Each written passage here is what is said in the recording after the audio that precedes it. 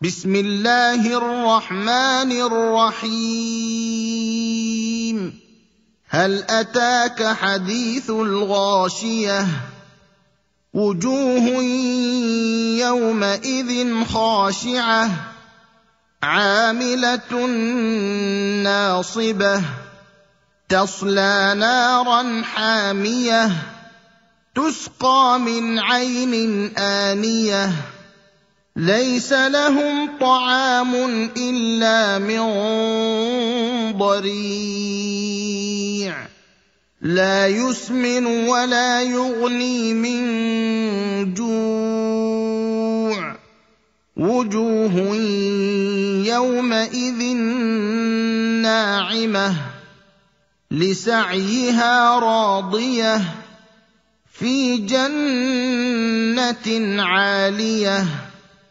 لا تسمع فيها لاغية فيها عين جارية فيها سرر مرفوعة وأكواب موضوعة ونمارق مصفوفة وزرابي مبثوثة أفلا ينظرون إلى الإبل كيف خلقت وإلى السماء كيف رفعت وإلى الجبال كيف نصبت وإلى الأرض كيف سطحت فذكر إنما أنت مذكر لست عليهم بمسيطر إلا من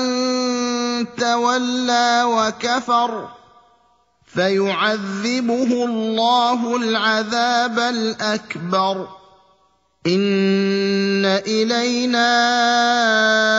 إيابهم ثم إن علينا حسابهم